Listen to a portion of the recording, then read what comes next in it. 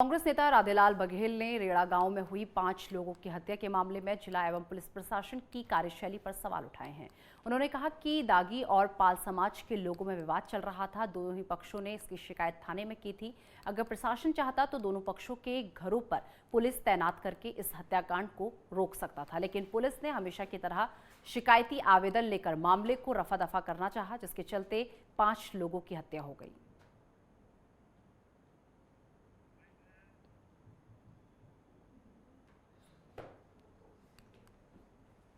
ये घटना बहुत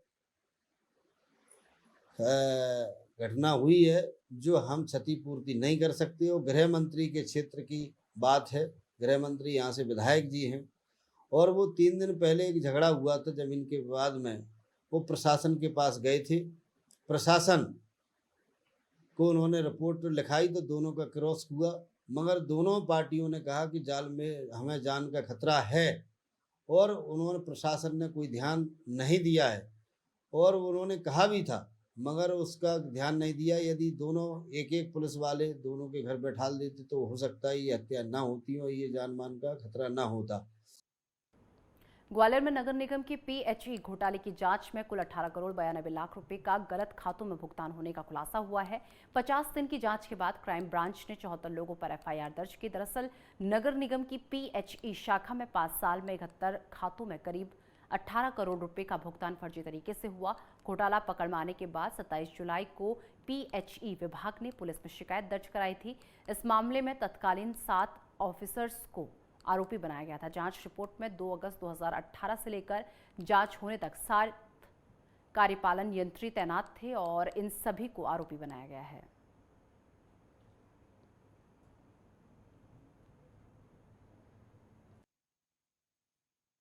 क्राइम ब्रांच में एक्चुअली पीएचई में जो अकाउंट में पैसे डाले गए हैं दूसरे के अकाउंट में ओरिजिनल अकाउंट से हट के, उसमें पहले से प्रकरण पंजीबद्ध है अगस्त से। और इसमें कल हमको अपना जिला में एक कमेटी बनी थी अधिकारियों की, जो ट्रेजरी ऑफिसर उसमें शामिल थे। उनके द्वारा एक प्रतिवेदन दिया गया है जिसमें उन्होंने बताया है कि इसी अवधि में जो चीज़ें हुई हैं उनको उन्होंने वेरीफाई करके भेजा है, जिसमें करीबन 70 अकाउंट के करीबन जो है ऐसे पाए गए हैं जो मूलतः जिस लाभान्वित बेनिफिशियरी के नहीं थे उनमें गलत तरीके से ट्रांसफर हुआ है। और उसमें साथ में उनकी लिस्ट भी दी गई है जो लोग उसमें जिनका इसमें रोल था पैसे को ट्रांसफर करने में, जिनकी आईडी का इस्तेमाल हुआ है, तो हम उस पर कार्रवाई करेंगे। जगदलपुर कोंडागांव राष्ट्रीय राजमार्ग 30 पर जोबा ग्राम के समीप हुए हादसे में सीट बेल्ट लगाई यात्रियों की जान बच गई, मगर 2 मवेशियों की जान चली गई और इस हादसे में गाड़ी के परखच्चे उड़ गए। ग्रामीणों को तत्काल जिला अस्पताल कोंडागांव रेफर कर दिया गया, जहां उनका इलाज जारी है।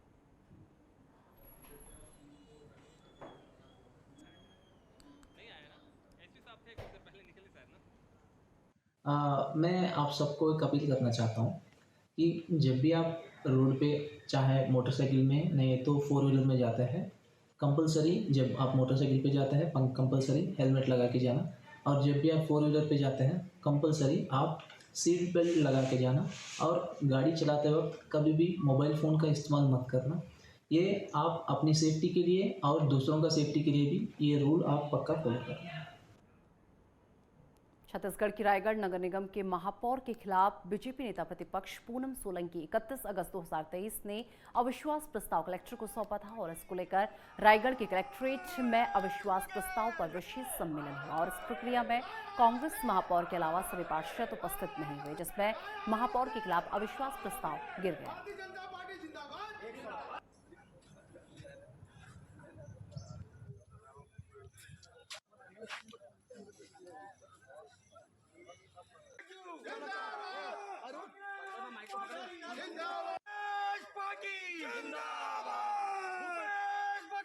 संख्या बल नहीं होने के बावजूद भी एक अच्छे महिला जो महापौर जो काम अच्छे से विकास कार्य कर रही है, तो अपने स्वार्थ के लिए इन्होंने अविश्वास प्रस्ताव लाया था। और जब सबसे शर्म की बात यह है कि भारतीय जनता पार्टी अपने कुंबे को भी इकट्ठा नहीं कर पाई और ये लगभग 18 लोग आए, इन लोग 21 लोग थे, और ये कांग्रेस को के पार्षद असंतुष्ट हैं, हमसे संपर्क में है, ऐसी कहानी बनाकर लोगों को और रायगढ़ की जनता को गुमराह करना चाह रहे हैं। रायगढ़ का विकास लगभग रुक चुका है, इसमें से कोई दो मत नहीं है। कांग्रेसी पार्षद का भी हमें समर्थन प्राप्त हुआ था, वो भी इस शहर सरकार की कार्यप्रणाली से असंतुष्ट है। निश्चित रूप से आज उनके अविश्वास प्रस्ताव में नहीं शामिल होना दर्शाता है कि कितना उन्हें दबाव डाला गया है। अगर ऐसी स्थिति नहीं होती तो आज उन्हें यहाँ आने देना चाहिए। तो निश्चित रूप से मैं इस अविश्वास प्रस्ताव को सफल मानूंगी और विपक्ष का जो धर्म था हमने वो बखूबी निभाया। मध्य प्रदेश पटवारी संघ के 19,000 पटवारियों की हड़ताल जारी है। विदिशा जिले के पटवारी एसडीएम कार्यालय के पास 17 दिनों से अनिश्चितकालीन हड़ताल पर बैठे हैं और हड़ताल कर रहे हैं। पटवारियों का कहना है कि विगत 25 सालों से अपनी वेतन विसंगति को लेकर धरना प्रदर्शन और आंदोलन कर रहे हैं, लेकिन अब तक सरकार ने उनकी मांगें नहीं मानी और पिछले दिनों भी राजधानी भोपाल में बड़ी संख्या में पटवारी अपनी मांगों को लेकर एकजुट हुए थे और सरकार से उचित जवाब न मिलने पर अब पटवारी संघ जिला मुख्यालय पर धरना प्रदर्शन कर रहे हैं। वे अभी भी जिले के मुख्यमंत्री की चौपाल और सभाएं होनी हैं और इस पर पटवारी ने कहा कि हम बिल्कुल वापस नहीं लौटेंगे। हमारी अनिश्चितकालीन हड़ताल जारी रहेगी जब तक हमारी मांगें नहीं मानी जाती।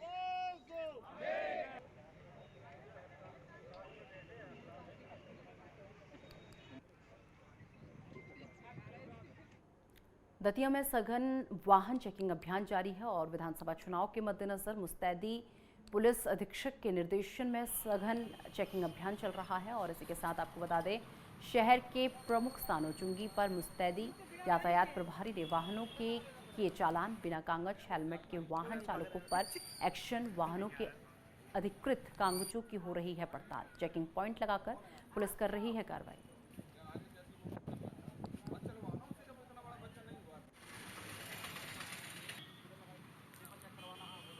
सीमांत पुलिस अधीक्षक महोदय के निर्देश से कार्रवाई लगातार जारी है। ये जो बिना नंबर की मोटरसाइकिल और जो नए युवा लड़के जो बिना नंबर की बाइक को चला रहे हैं, उनके खिलाफ चालानी कार्रवाई की। कोई प्रकरण है सामने नहीं आया जिसमें कोई अवैध गाड़ी जब्त हुई है। विधानसभा चुनाव से पहले ग्वालियर में अवैध हथियारों की आमद बढ़ गई है और ग्वालियर क्राइम ब्रांच को मुखबिर से सूचना मिली थी कि बड़वानी जिले का एक तस्कर ग्वालियर में हथियारों की बड़ी डील लेकर आ रहा है। सूचना के बाद क्राइम ब्रांच ने नाकेबंदी की तो ग्वालियर की सिरोल पहाड़ी इलाके से एक संदिग्ध को गिरफ्तार किया गया और तलाशी लेने पर उसके पास से 15 पिस्टल और कुछ कारतूस बरामद हुए हैं। पूछताछ में आरोपी ने अपना नाम गोपाल सिंह पटवा बताया है और आरोपी ने बताया कि वो बड़वानी जिले के सेंधवा का रहने वाला है और ग्वालियर चंबल में 15,000 में पिस्टल बेचने का काम कर रहा है। यहाँ स्थानीय तस्कर इन पिस्टलों को 30,000 रुपये तक में बेच रहे थे और पुलिस पकड़े गए आरोपी से उसके नेटवर्क के बारे में पूछताछ कर रही है।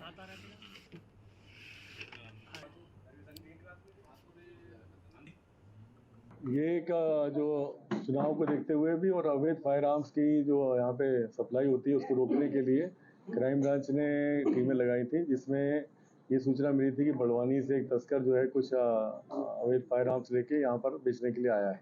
तो इसमें सफलता मिली है कल और इसमें 15 पिस्टलें ये तस्कर से मिली है जो मूलतः बड़वानी का रहने वाला है। इसके 15 पिस्टलें जो हैं इसने बताया है कि ये खुद पिस्टल बनाता था और इसके साथ ही लोग 3 से 4 हज़ार बना लेते हैं और ये बेचने का काम करते हैं। जबलपुर पुलिस की ओर से लंबे समय से ऑपरेशन हर्ष चलाया जा रहा है और इसी कड़ी में पुलिस अधीक्षक टी के विद्यार्थी ने जबलपुर जिले से गुम हुए 171 मोबाइल जनता को लौटाए हैं, जिनकी अनुमानित कीमत 23 लाख रुपए बताई जा रही है और अपने गुम हुए मोबाइलों को वापस पाकर मोबाइल धारकों के चेहरे खुशी से खिल उठे हैं और उन्होंने जबलपुर पुलिस के इस प्रयास का दिल से धन्यवाद किया। वहीं इस दौरान पुलिस कप्तान ने लोगों से साइबर क्राइम के प्रति अलर्ट रहने एवं इसकी तत्कालीन शिकायत दर्ज कराने की भी अपील की है।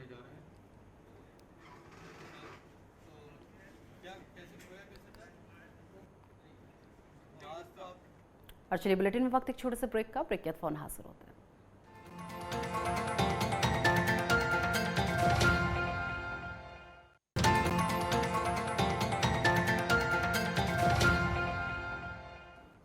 और चलिए ब्रेक के बाद एक बार फिर से आपका स्वागत है। रुक कर लेते हैं अपनी अगली खबर का। आगामी विधानसभा चुनाव को देखते हुए मध्य प्रदेश के शिवपुरी में शांति व्यवस्था बनाए रखने के लिए पुलिस विशेष अभियान चला रही है। इसके तहत पुलिस ने 4 अंतर्राज्यीय हथियार तस्करों को गिरफ्तार किया है। उनके कब्जे से पुलिस ने 13 अवैध हथियार और 26 जिंदा गोलियां बरामद की हैं। शिवपुरी एसपी रघुवंश सिंह भदौरिया ने बताया कि मुखबिर की सूचना मिली थी कि कुछ संदिग्ध व्यक्ति रातौर चौराहे पर हथियारों की तस्करी करने की फिराक में खड़े थे। सूचना पर पुलिस ने घेराबंदी कर चारों संदिग्धों को गिरफ्तार कर लिया है।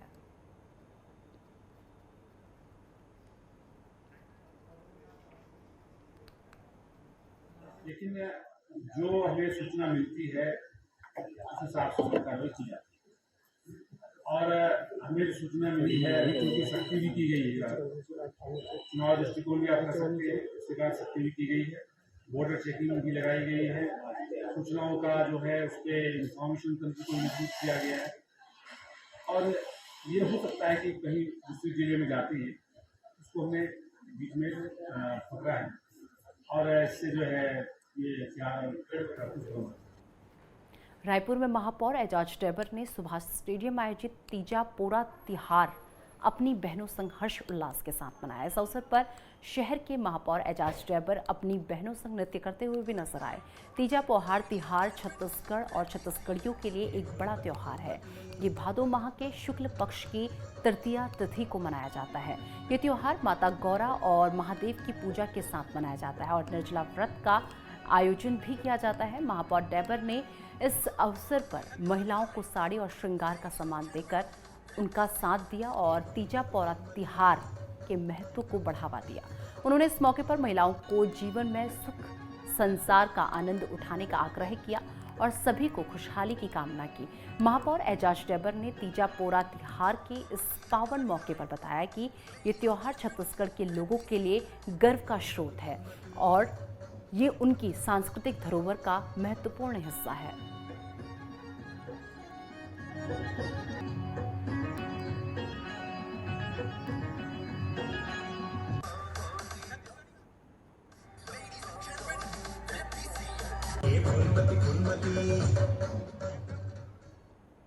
ग्वालियर में एक विवाहिता की संदिग्ध परिस्थितियों में गोली लगने से मौत हो गई और घटना के बाद पुलिस मौके पर पहुंच गई। महिला ने मायके वालों ने ससुराल पक्ष को मौत का जिम्मेदार ठहराया है और पुलिस ने मौत की जांच के लिए महिला के शव को पोस्टमार्टम उसका कराया है और मामले की जांच के बाद कार्रवाई की बात कही है।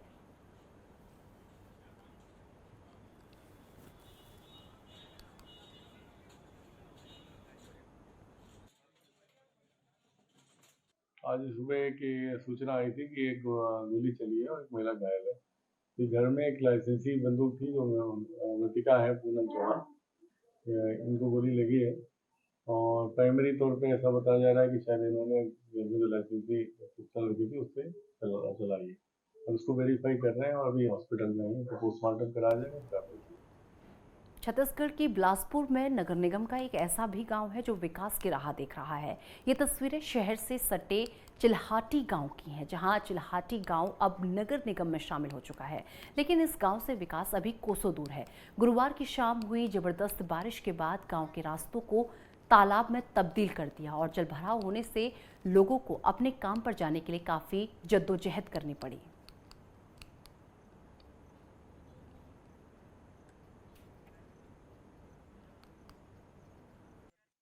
आज 4 दिन से पानी इतना बाढ़ है कि गला भर पानी से पैदल आना तर के आना पड़ता है। अभी मैं गाड़ी चलाता हूँ स्कूल का, जा रहा हूँ सर, देखिए कैसे जा रहा हूँ। ऐसे यहाँ बाल बच्चे सब स्कूल, छोटे छोटे बच्चे भी बहुत सारे पढ़ नहीं पा रहे हैं। ना लोग नहीं कहेगा, सब कोई स्कूल जाते और खाना खा के जाते तो नहा के नहीं सके, तो हम ये देख पेट भर खाना खातन और टिफिन धर के और जूतल धर के और कपड़ा निकाल के नहा के जातन। भाई जितने भी हमारे नगर निगम में शामिल जो क्षेत्र है उनके सुझाव प्रयास किया जा रहा है। जनप्रतिनिधियों पब्लिक के जैसे सरकार के शासन को प्रस्ताव भेजते हैं, वहाँ से स्वीकृति होते हुए 50 टेंडर लगती है। अभी चिल्हाटी से कुछ लोग आए थे, यहाँ पर मतलब पुलिया की बात हो रही थी। पुलिया का मतलब पिछले गुरुवार को लोग आए थे, प्रस्ताव हम उसका बनाएंगे। भारत का सूर्ययान मिशन आदित्य L1 पृथ्वी की अंतिम बाहरी कक्षा में प्रवेश कर गया है और इसकी ऑर्बिट बदलते समय मॉरिशस, बेंगलुरु, श्रीहरिकोटा और पोर्ट ब्लेयर ने इसरो सेंटर से निगरानी की गई। आदित्य L1 को अगले फायर में पृथ्वी से विदा कर दिया जाएगा। देखिए खास रिपोर्ट।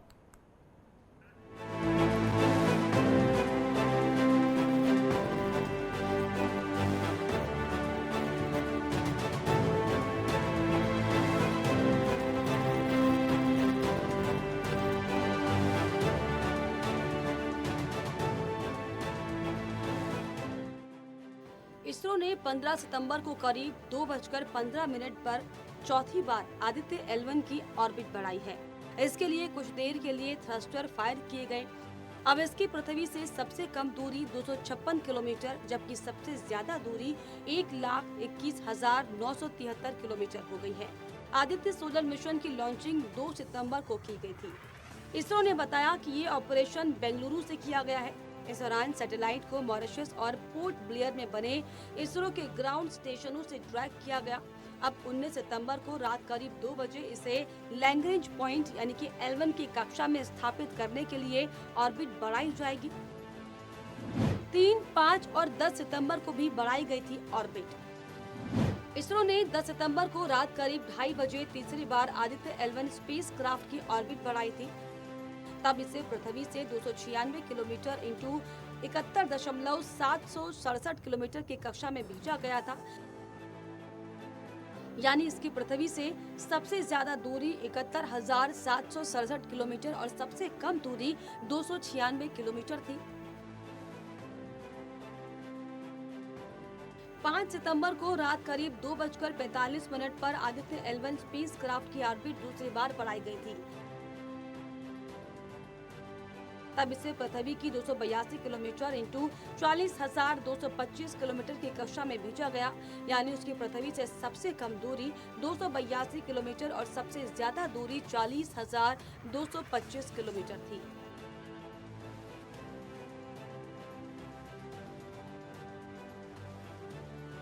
पहली बार इसरो के वैज्ञानिकों ने 3 सितंबर को आदित्य L1 की ऑर्बिट बढ़ाई थी। तब इसे पृथ्वी की 245 किलोमीटर इंटू 22,459 किलोमीटर की कक्षा में भेजा गया। यानी उसकी पृथ्वी से सबसे कम दूरी 245 किलोमीटर और सबसे ज्यादा दूरी 22,459 किलोमीटर हो गई थी।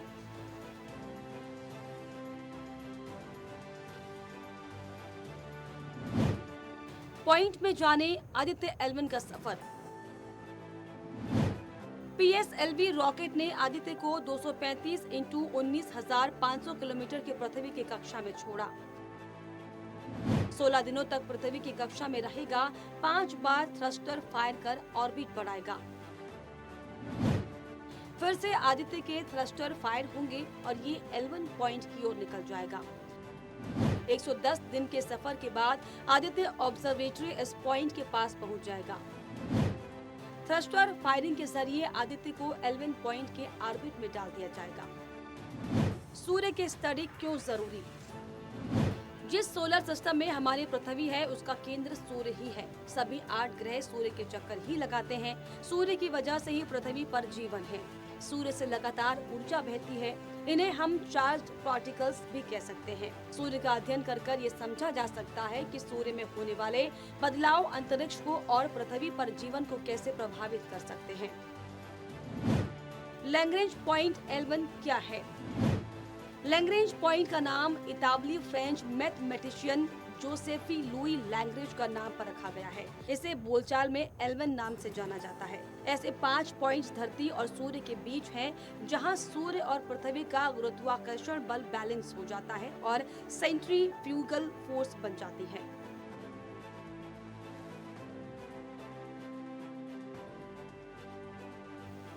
ऐसे में इस जगह पर अगर किसी ऑब्जेक्ट को रखा जाता है तो वो आसानी से उस पॉइंट के चारों तरफ चक्कर लगाना शुरू कर देता है। पहला लैग्रेंज पॉइंट धरती और सूर्य के बीच 15 लाख किलोमीटर की दूरी पर है।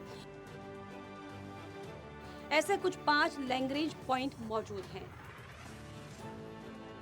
Desk report, network 10। अच्छा, फिलहाल वक्त एक छोटे से ब्रेक का। ब्रेक के बाद फोन हाजिर होते हैं।